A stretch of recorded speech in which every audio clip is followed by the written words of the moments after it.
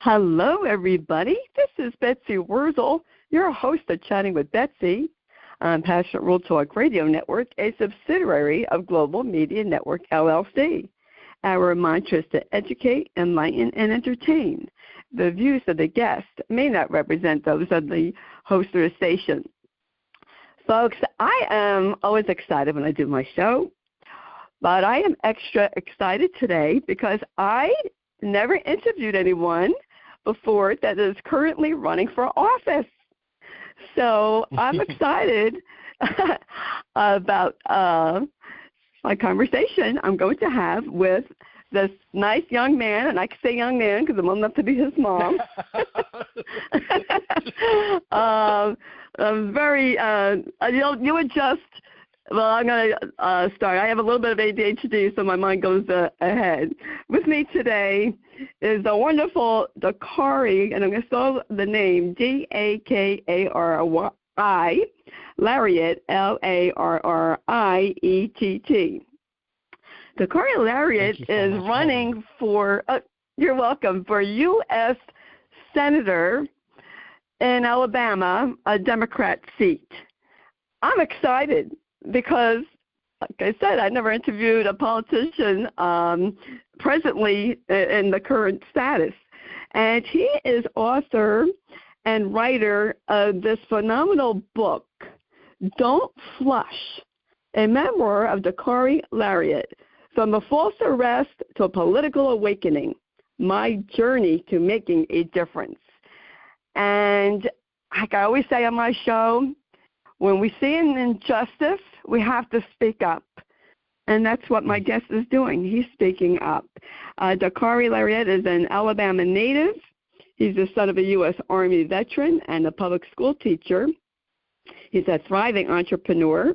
He is a committed community volunteer. He started a pet care business, launched from his garage, and he is a successful career as a corporate leader.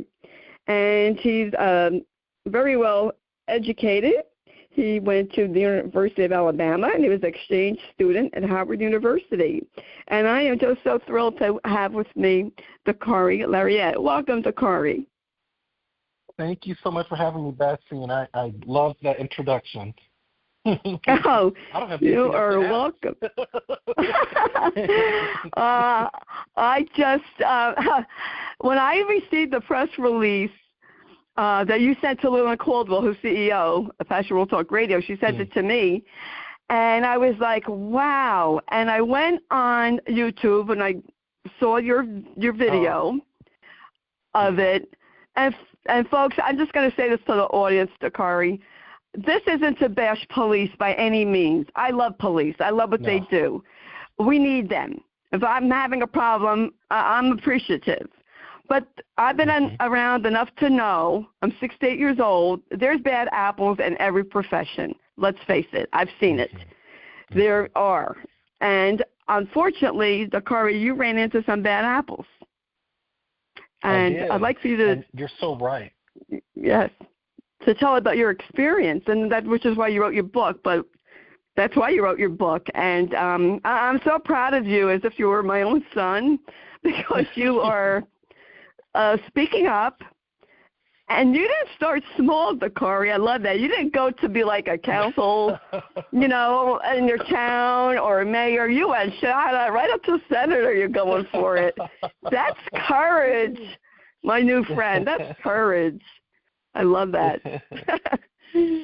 So, please tell us about what happened, and then, about your book. Well, the book is called Don't Flush, and it's about that horrific night in April of 2024 when I was basically stalked like an animal by the Michigan State Police, and they accused me of running multiple red lights falsely. Then I was accused of driving under the influence of alcohol. I tested negative from 7 sobriety tests in the coal. They took me in handcuffs to a hospital and did a blood draw. Again, tested negative for alcohol. Then they accused me of driving under the influence of drugs. And in the jailhouse, I was accused of trafficking drugs by way of ingestion in my stomach and forced to use the restroom in front of the booking officers, other inmates, the troopers, and told don't flush, which became the name of the book. And I've been fighting for justice for about 2 years now. After the incident, it took lots of fighting with my attorney, but ultimately we did get a little bit of the body and dash cam from that night. And what we realized was that those troopers were attempting to plant drugs in my vehicle. And that's when the video went viral across USA Today and all the local TV stations and newspapers in the state of Michigan and the tri-state. And what I'm calling on our lawmakers to implement is a Motorist Bill of Rights that protects all of us when we're on the road and through transparency drives accountability in law enforcement. Yes, and I saw the video, and I have to ask this, who was shooting that video, Dakarai, the police, the troopers, doing what they were doing and asking you inappropriate? They were just inappropriate, as far as in my opinion. Absolutely. From what I saw, it made my blood boil. Mm-hmm. Mm-hmm. Oh, for sure. What you see is FOIA evidence, so Freedom of Information Act evidence as a result of months of fighting, and it came from the body cam largely of Trooper George Kenya, and there is even video from the dash of the car, so dash cam video, which shows that they had an animus before they even stopped me. They were making fun of my African name. They were pronouncing it in this very weird, exaggerated manner. And Trooper Kenya even said, Dakarai, I hope you're not drinking daiquiris. Yes. This is before I was even stopped. So it was just a horrific night of discrimination, racism. They made homophobic slurs. They asked me what my highest level of education was and then responded, oh, so you know your alphabet. So it was infuriating. Yes, and degrading. Folks, you have to see this video, and I'm going to put the link in the blog because it will make your blood boil, and you'll understand why Dakarai is fighting for justice, because I felt when I watched it, and I guess because I am a mom, that was, if you were my son and you were treated like that, I would be heartbroken and devastated. They called you Dakarai. They were very nasty. They were actually talking down to you as if you couldn't comprehend. This is my take, folks. This is my opinion of the video that I saw. And to be honest, I wouldn't be able to follow his instructions. I didn't know a sobriety test of walking was that involved and complicated. It was like a dance routine. Is it normally like that? 40-something degrees outside. I have no idea. So, I think you opened by saying that generally cops are professional and they keep us safe. I had never had an interaction like this before with the police. And I have many members of my family and FBI and Birmingham police, so I never had this perception. I didn't know what was happening, and they were gaslighting me, telling me that I was failing all of the tests. And at some point, this is how people falsely confess to crimes. In fact, in the jailhouse, I was told, that looks like a bag of drugs in your stomach, confess now, or you will face a trafficking charge. So we have some real issues with the policing up there and accountability. And I spent months fighting with Governor Whitmer's office for them to take accountability as they appoint the head of the Michigan State Police. I advocated to the legislators up there, and simply no one did anything.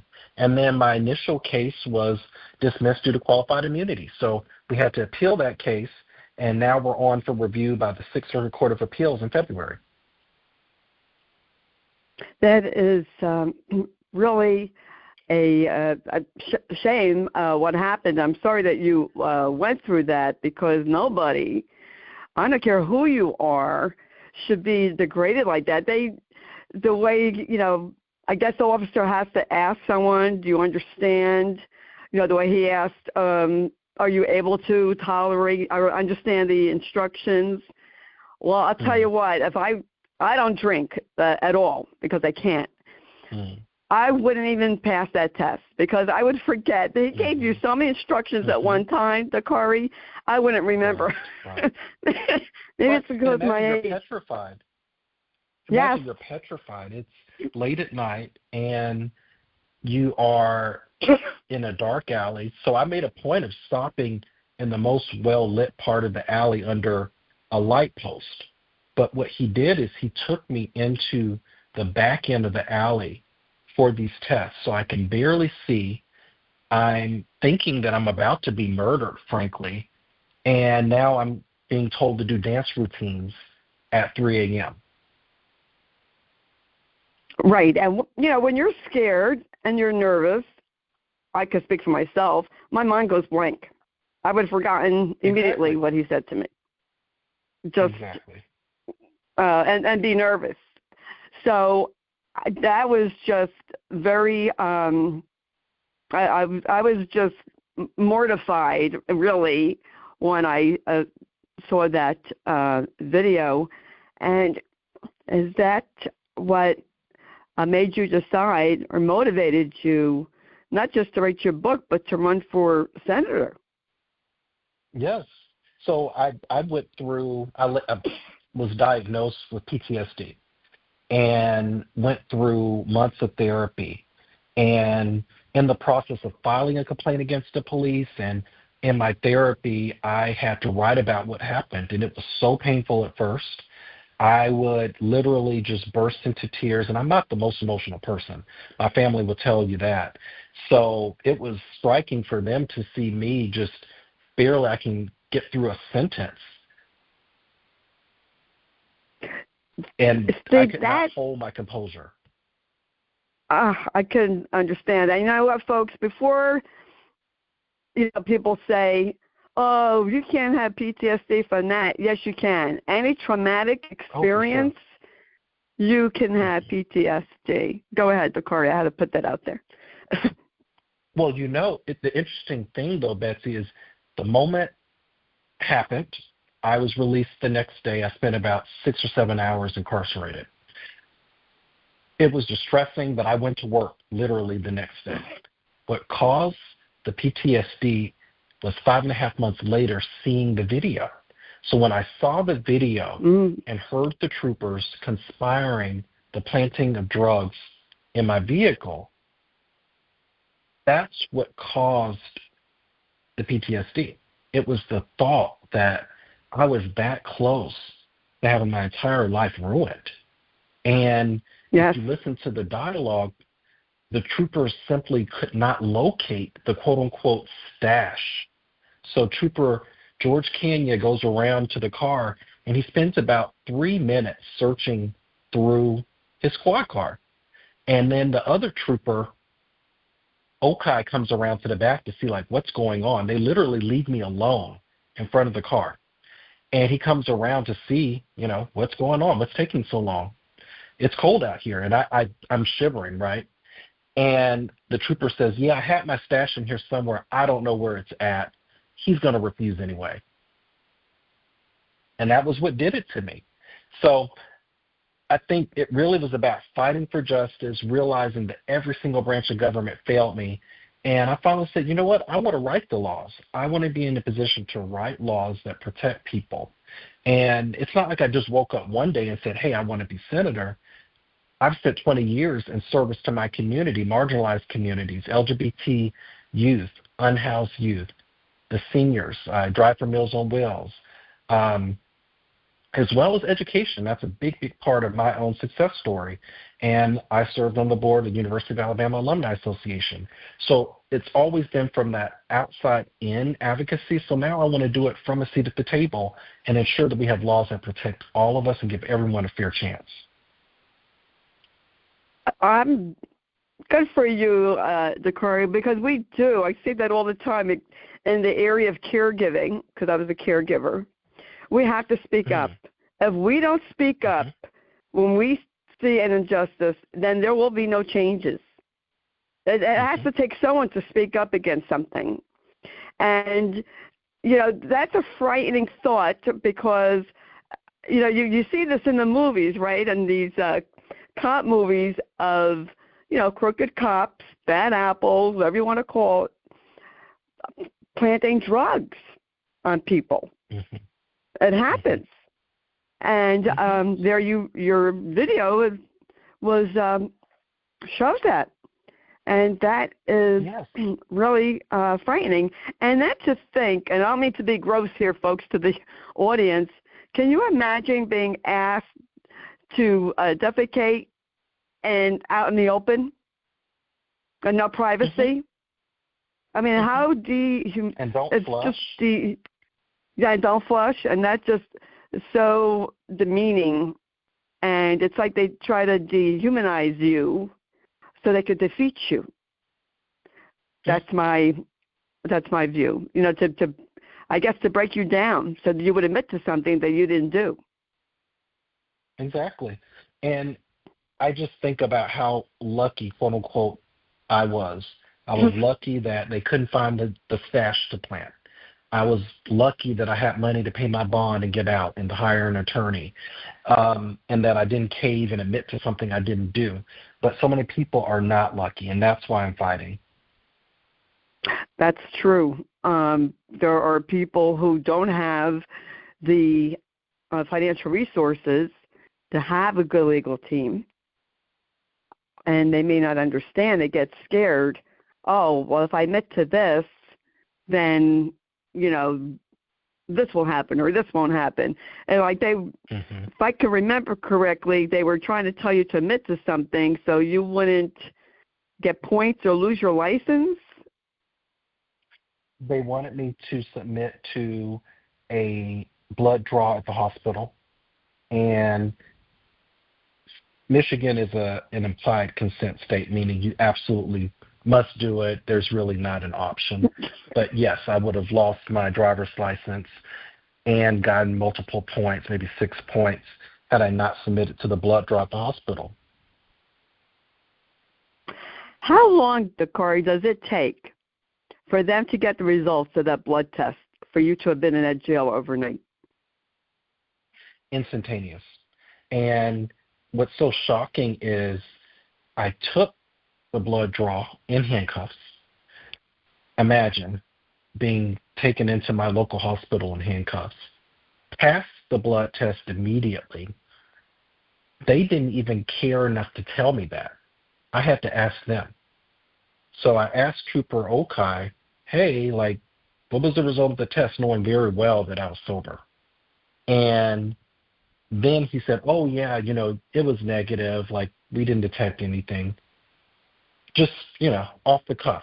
Didn't even think to tell me. Now, with regard to the drug test, because then they escalated the accusation that I was driving under the influence of drugs, in particular marijuana. They said, well, that test takes 2 weeks, so that's why you need to go to the jailhouse and sober up. So if I understand this correctly, Dakarai, your blood test for sobriety was you were not obviously drinking, so it was didn't show anything of elevated alcohol level. Shouldn't they have let you go then? That's what the booking officer believed. So as I'm being booked, he's looking at the paperwork, and he's just like, why are you here? You have nothing in your system. There was obviously no disorderly conduct or anything else to justify housing me, as they call it, right? So, again, the government failed me again. No one was advocating for me. Why didn't he speak up and say, look, this guy is sober, he's compliant, why are we jailing him? And it was obvious visually that I was not on marijuana. So after the incident, my cousin, who is in law enforcement, advised me, go get your own drug test and make sure that you have your own records. So I went to urgent care. urgent care immediately, again, within 10 minutes, confirmed I had no drugs of any kind in my system. So why couldn't they do a rapid drug test? Instead, they sent my blood work to Lansing, which is the capital of Michigan, and this process went on for like 2 weeks, apparently, where they were testing and retesting my blood. They found that it was negative and still confiscated my driver's license for 2.5 months. So, wow. Again, the cruelty was the point. So you couldn't drive for 2.5 months in your state of Alabama. I had a piece of paper that said essentially I was guilty of a misdemeanor and that I was awaiting drug test results. So it was kind of like having a driver's permit, but imagine it's just a piece of paper. You can't fly with it. You can't rent a car. You can't use it for identification. So yeah, for all intents and purposes, my driver's license was confiscated and I couldn't drive. That is just awful. I hope you do get some kind of compensation for the way you were treated, because nobody should be treated like that. And when people are treated in the way that you were, Dakarai, I can understand. That's never happened to me, but that's understandable why you would want to see justice being done. Your story reminds me a little bit. I interviewed a guy actually it's 4 years ago. Time goes by fast. He's Asian Indian. The guy they were looking for was Caucasian. So why are you pulling over someone? And he was a professor at a local college. So why are you, false charges? This guy is not fit the profile that you're looking for. And they called him names. They were racist. They called him derogatory names because he was of Asian Indian ethnic. That was his ethnic origin. And it's just terrible. And that they could do that to him, they did that to you. They could do that to anyone. And from the video, you were very polite. If somebody is on some kind of drug, then you could tell. And you were completely calm. And yet the police officer thought that you acted like you were drunk or, under the influence of alcohol, however you want to. But I didn't think so. I'm not a trained police officer, but. We sent the video off to the video analyst, and one actually came back and said, I've never seen such a sober person be apprehended by law enforcement in 30 or 40 years of working in the field as a police officer himself and as someone who does this analysis and is a professional witness. He said, I've never seen such a sober person apprehended. And this is the other interesting thing we haven't spoke about and why I'm calling for a Motorist Bill of Rights. Essentially, the Motorist Bill of Rights says 3 parts. Number 1, all stops need to be for a lawful reason, a probable cause, which we as a federal Congress need to agree upon and then cascade to all of the states because everyone's doing their own thing. And we saw that just in the last week up in Minnesota with Miss Good, right? What is a real reason to stop a citizen? Number 2, when you do stop someone and you determine, for example, sobriety needs to be done, what are the scientific tests that are black and white, not fishing expeditions, which, again, incredibly endanger black and brown people? This is how we get killed with unnecessary interactions with the police. And then finally, the release of information. We have made this entire industry around FOIA so complex and expensive. In my case, 5.5 months, $600, an attorney to get not even half of the evidence from that night. My video has been redacted. We also believe the video has been edited. The video is missing metadata. So it tells us that they're hiding something. My proposal says immediately these interactions are uploaded to a third-party neutral cloud where defense attorneys, public defenders can access the information and hold everyone accountable, including the public, but of course the police. Those are very good rights. And it's called the Motorist Bill of Rights, Dakarai? I want to make sure I get that right. Yes. And so I've written op-eds about it. It's gotten picked up by multiple newspapers. And this is what we need to bring to the Congress. So instead of that, the Congress is now looking at another qualified immunity expansion bill called Back the Blue.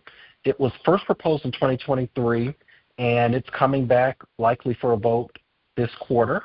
And both of my senators, Senator Katie Britt and Tommy Tuberville, are co-sponsoring it. And it's going to expand qualified immunity to the point we have no rights as citizens. And I think about, again, what happened to Miss Good. They will use this new expanded bill to say even if she gently nudged the officer and it was the officer's fault for standing in front of her vehicle, she gets 25 years to life.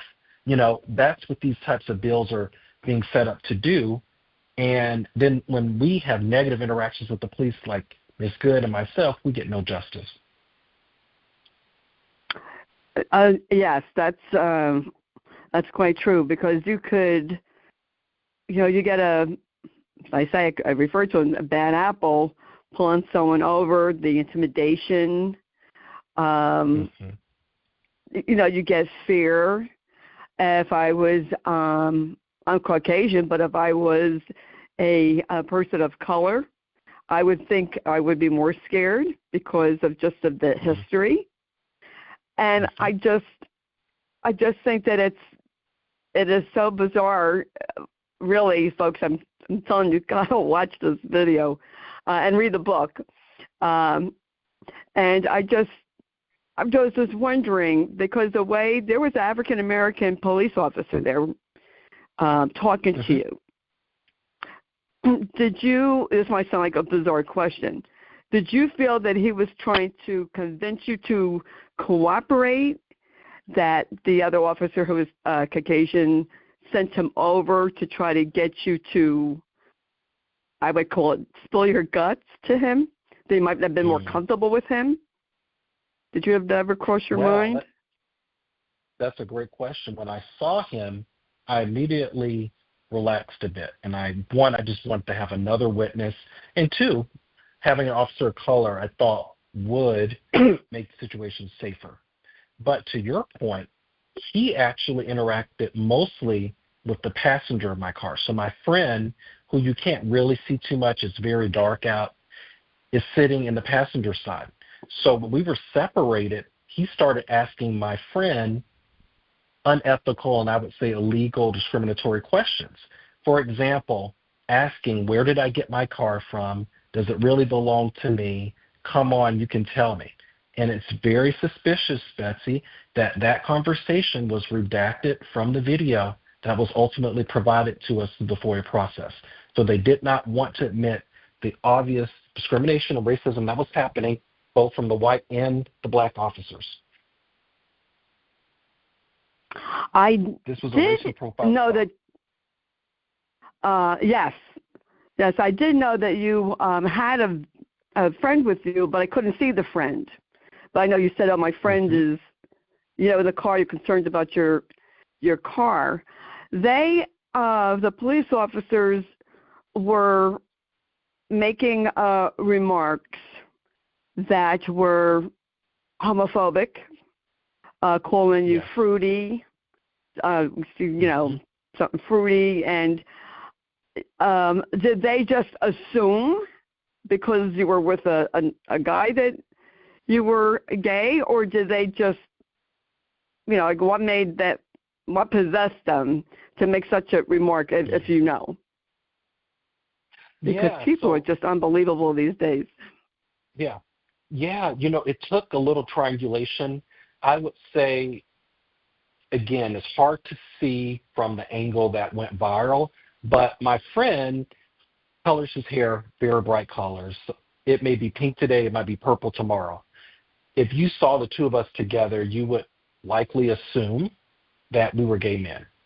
And that is likely where the comment came from. And after the incident, I got out that evening, and my friends and I just kind of started scouring the internet to see if we could find the troopers. And what we found was Trooper George Kenya's Twitter feed. And it was just unbelievable. Maybe it was believable. It was post after post of homophobic, transphobic, racist, and misogynistic content. So this is just how he thinks, and it makes a lot of sense. There was nothing at all fruity about my friend and me. He made that up. We were both sober, and all the blood tests proved that out. So what was this fruity smell that he stated that he smelled from the car? You know what, Dakarai, people's, I don't even know how to express this. I want to say their audacity of how they speak to people. Mm-hmm. You know, I worked as a nurse, and I interview people from all walks of life as a podcaster. And I really, and this is just me, everyone, and I don't care who or what you are, everyone deserves to be treated with respect and dignity. Everyone. And nobody has a right to degrade someone and harass someone because of their lifestyle. Now, I always say in the show, you don't have to agree with someone's lifestyle. You don't even have to like it. You don't even have to like the person. But that doesn't give anybody the right to degrade and humiliate and even cause injury to someone. That gets me really mad when people do that to each other. Right. Right. And as a public official, how do you serve the public if basically he has an issue with anyone who's non-white and not straight? I mean, that's what I saw from his page. And male, by the way. Yeah. That is, and really, I mean, I would think as any police officer, not just that one, but anyone, you should keep that off your Facebook, post. Well, if that's what you think, keep your mouth shut about it, right? Well, they're so used to getting away with these types of things, and it suspiciously was deleted after we opened a complaint against the police force, and the internal investigator, I believe, tipped them off. And how do they expect you, I couldn't tell what kind of car you had, to leave your car in a dark alley? Like, and, yes, well, it might not have been safe. And your friend wasn't safe. So, well, what happened to him? So we were pulling into his home, so that alley connected to his backyard. And fortunately, he was allowed to park the car in his backyard. And otherwise, I maybe would have gotten the car impounded, which is very scary. But it brings up another point, Betsy. The troopers were looking for a stash to plant into my car, and they offered multiple times that night to park my car for me, to gain access to my car. And, of course, I knew enough not to allow an illegal search of the car in violation of my Fourth Amendment rights. But imagine if they had dropped that stash in the car when they were parking my car for me. Right. It still gives me chills. But my friend was fine. Yeah. He was petrified. He almost ran from the car. I spoke about that in the book. A year after the incident, we spoke about it, and he said, yeah, I thought about running from the car. I was so afraid. And again, it gives me chills to think that would have been their moment to say, we escalated, we brandished a gun, and we both could have perished at that moment. Yeah. It is a scary thought. that could happen. But, sometimes I think either people freeze in fear or they leave the situation out of fear. So they may not be running because they did something wrong. They're just running because they're afraid. Here I am in a dark alley with two rogue, it's like two rogue troopers. Are they going to, injure me, or what's going on here? Well, just look at Miss Good. That was last week. Miss Good. Yeah, that's right. She was likely in fight or flight mode. 3-4 men surrounding her car, masked, yelling. She tries to get out of the situation and gets shot. Yeah, that was. I was like, wow, that video. I mean, that needs to be definitely investigated. There's some awful things happening these days.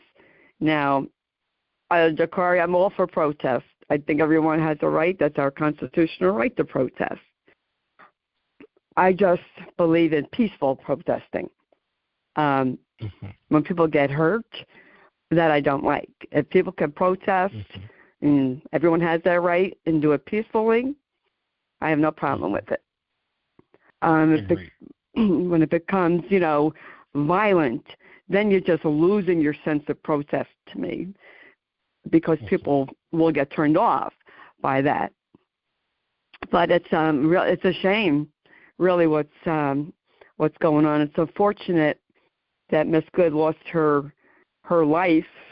Who knows what she was thinking? Whether she was, you hear all these different things. Oh, well, she was, paid to protest, blah, blah, blah. Well, in that moment, she has these men hanging on her car, and she's trying to get away. You don't know what people are thinking. And then, there was well, this is, you weren't even born, Dakarai. This is in the 70s, and I was young. And there was this is a public service, and it was about sponsored from the New York Police Department, I believe. And it's this officer has seconds to make a decision. So, I see things from both sides, and if a car's coming at you, you're a police officer. I don't know what I would do. I'm not trained. They are. So I don't know. It's a really unfortunate situation for all, for all involved. It's just unfortunate. And I can't even imagine as a police officer or state trooper, ICE agent, to have to, injure someone or take their life away, unalive them, as they say today. I don't know how I would deal with that. Yes. Yes. But the only good thing about this moment is it was so well documented, and it happened in real time with audio. So we as a public have gotten to see this and weigh in, and we see what it looks like when the government is obstructing justice and not cooperating with an investigation. And this officer left the scene.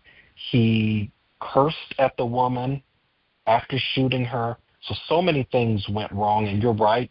In the moment, it can get very high stakes, but I expect organizations like ICE that receive billions of dollars to train their workers in de-escalation. Yes.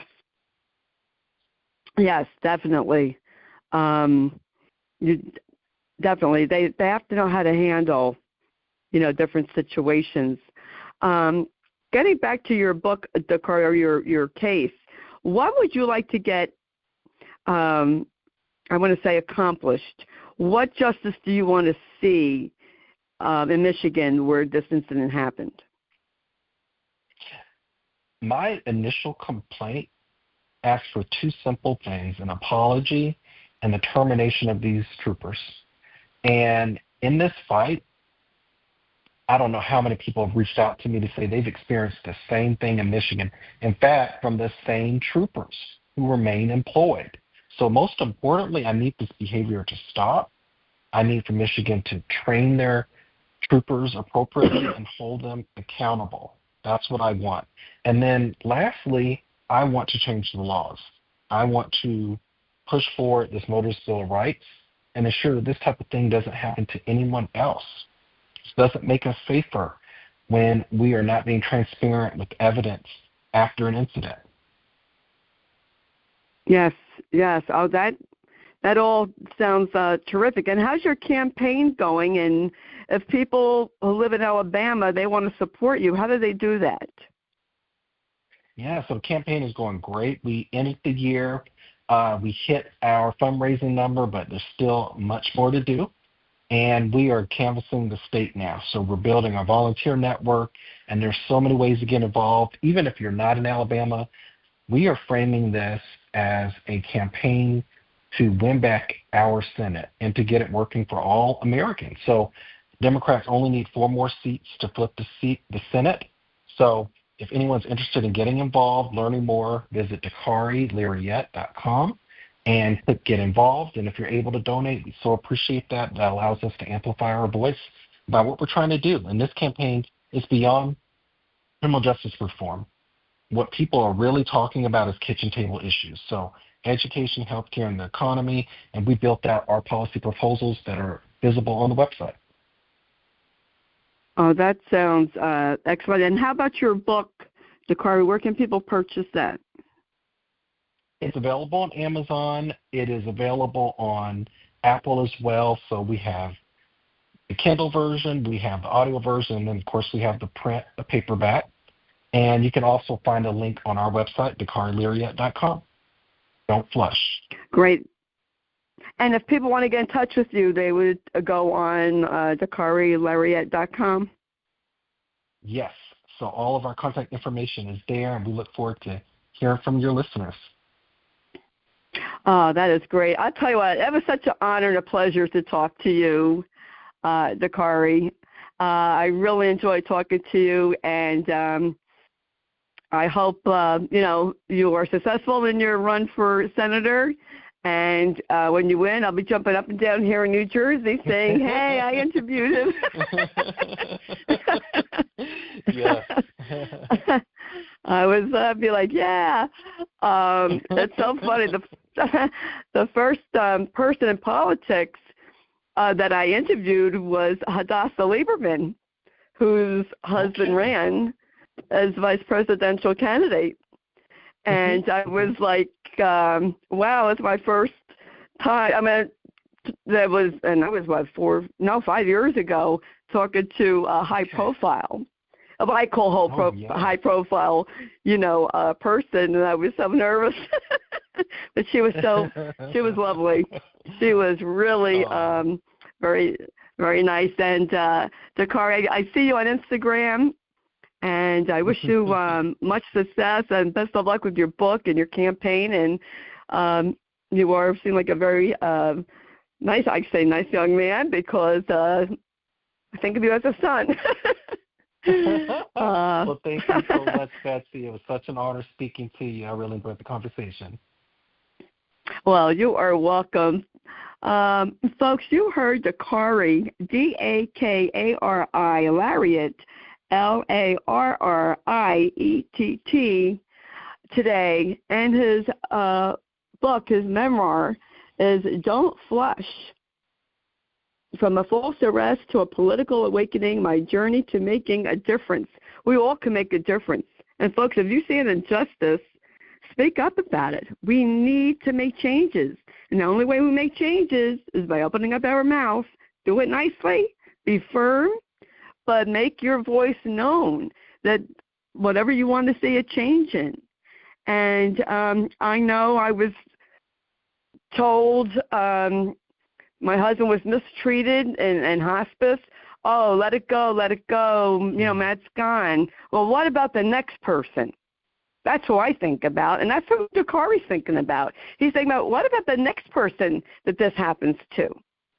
You could go off, Dakarai, and live a happy life, not even worry about it. But you want justice for everyone, and you're passionate, and that shines through. And I'm really was really thrilling to talk to you. So All the information about Dakarai Larriett will be in the blog that Jeannie White, who's a station manager, she writes the blog, produces the show. And I want to thank Lillian Caldwell, CEO of Passion World Talk Radio Network, makes this all possible. And I want to thank you, the listeners. Please share the show. If you live in Alabama, and even if you don't, go on Dakarai Larriett's website. The information will be in the blog, and get involved. If you want to see changes, then vote for the people who you think will make the change that you want to see. You have to get involved. That's, Dakarai can run, but you, the voter, have to make that decision to vote. And I'm very passionate about that. And I want to thank you all for listening. If you don't already subscribe to Chatting with Betsy, it is for free. I'm on Spotify, Spreaker, Amazon Music, to name a few. And if you want to follow me, I am on Facebook, Betsy E. Wurzel, Wurzel. And as I always say at the end of my show, in a world where you can be anything, please be kind and shine your light bright, because we need it now more than ever before. This is Betsy Wurzel, your host of Chatting with Betsy on Passion World Talk Radio Network, a subsidiary of Global Media Network, LLC. Bye-bye now. Bye-bye. Thank you so much.